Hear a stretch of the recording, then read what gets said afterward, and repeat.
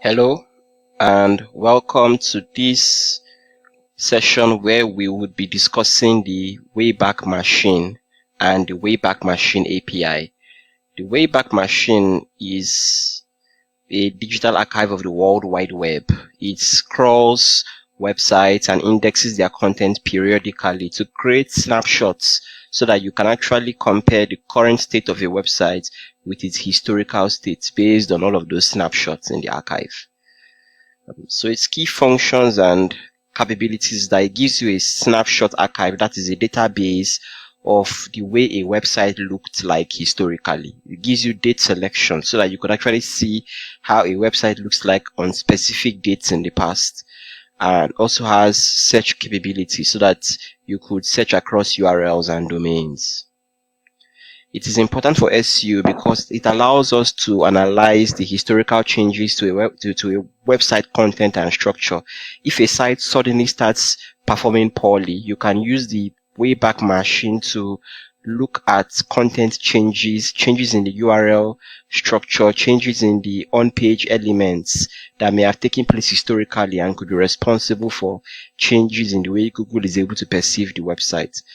It's also used in the recovery of lost content and links. So through the API, you can actually see what your content was like 5, 10, 20 years ago, if your site was existing 20 years ago, and you could retrieve historical content.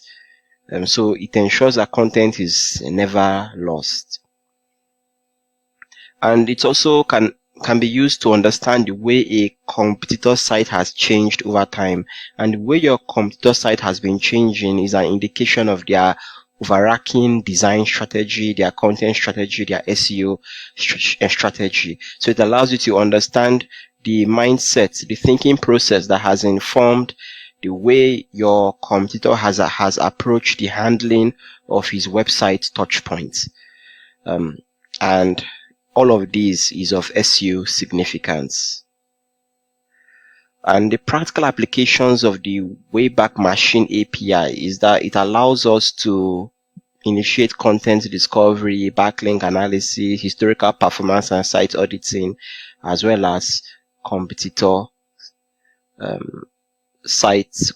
site audits.